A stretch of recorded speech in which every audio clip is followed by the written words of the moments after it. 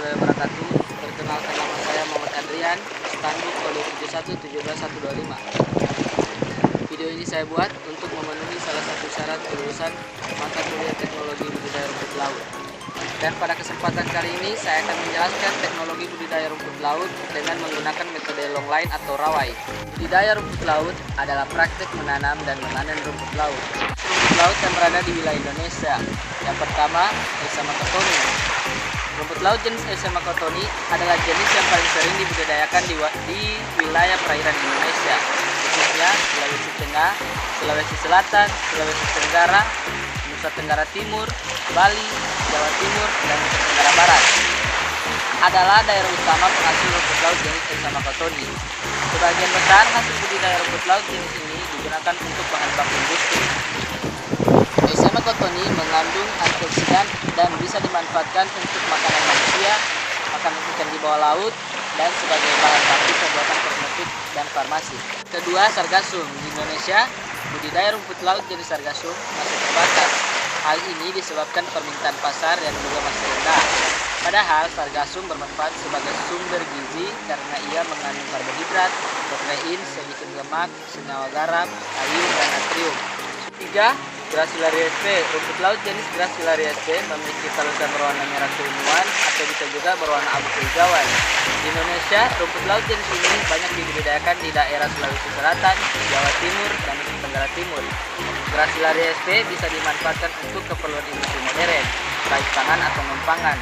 Untuk bidang pangan, ia biasanya dimanfaatkan untuk sumber serat pangan, penjaga aneka minuman, dan bahan pemerintah, juga penstabil produk olahan susu.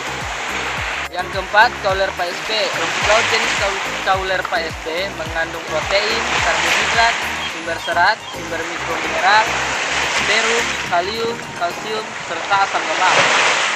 Adapun faktor-faktor yang perlu diperhatikan dalam budidaya rumput laut diantaranya adalah pemilihan lokasi yang tepat, pemilihan bibit yang baik, serta metode dan cara perawatannya. Faktor utama yang menunjang keberhasilan budidaya rumput laut adalah pemilihan lokasi yang tepat. Dalam pemilihan lokasi untuk budidaya rumput laut perlu pertimbangan faktor resiko, yaitu untuk menghindari kerusakan secara fisik sarana budidaya rumput laut dari pengaruh angin dan gelombang yang besar. Kemudian faktor ekologis seperti arus, kondisi dasar perairan, kedalaman, salinitas, kecerahan, serta pencemaran dan ketersediaan bibit.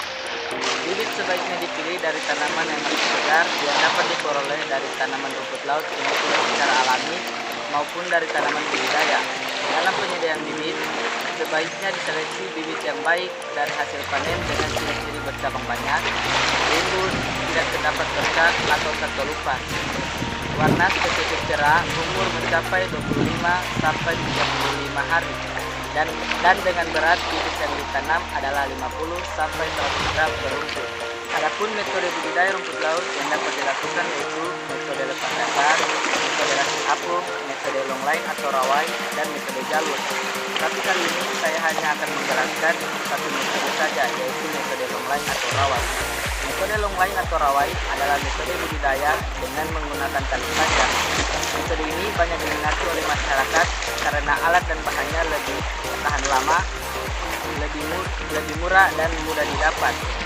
Adapun alat dan bahan yang dibutuhkan yaitu tali plastik dengan diameter 9 mm sebagai tali jangkar dan juga tali utama. Tali plastik dengan diameter 4 mm sebagai tali ris untuk penempatan bibit.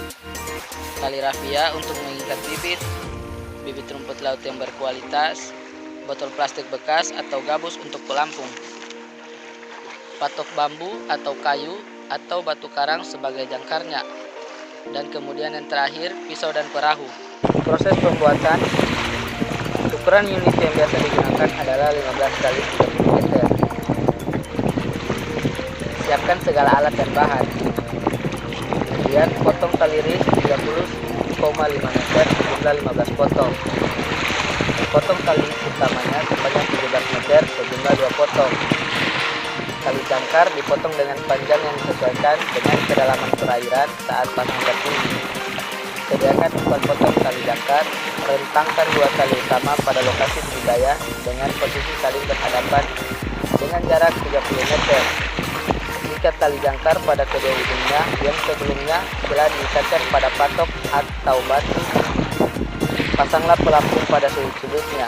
Kemudian, ikatlah bibit rumput laut yang sudah disediakan menggunakan tali rapia. Berat masing-masing ikatannya berkisar 100 gram. Setelah itu, bibit dapat diikat dengan menggunakan tali ris. Jarak tiap ikat bibit yang diikatkan pada tali ris adalah 25 cm. Setelah semua tali ris telah terisi oleh bibit, maka bibit tersebut bisa segera diangkat menuju lokasi budidaya. Rentangkan tali risnya lalu ikatkan pada tali utama pada kedua ujungnya. Jarak ideal antara tali ris adalah 1 meter. Pengikatan tali ris pada tali utama disesuaikan sehingga jarak tanam dari permukaan air berkisar 30-50 cm. Setelah tali ris diikat, maka ikatlah pelampung pada masing-masingnya sejumlah 10 buah per 3 meternya. Cara merawat rumput laut, yang pertama, bersihkan tanaman dari endapan kotoran atau tumbuhan lainnya yang melekat pada rumput laut budidaya Anda. Kemudian, gantilah tanaman yang rusak dengan tanaman baru yang pertumbuhannya lebih baik. Yang ketiga, perbaiki tali yang rusak atau putus atau jangkarnya yang tercabut. Panen rumput laut bisa dilakukan saat tanaman telah mencapai usia 45 hari pasca tanam. Panen dilakukan dengan cara mengangkat seluruh tanaman. Nantinya pelepasan tali ris bisa dilakukan saat di darat. Setelah dipanen, rumput laut dijemur selama 3 atau 4 hari. Dan setelah kering, rumput laut siap dipasarkan. Cukup sekian video dari saya, semoga bermanfaat. Wabillahi taufiq wal hidayah. Wassalamualaikum warahmatullahi wabarakatuh.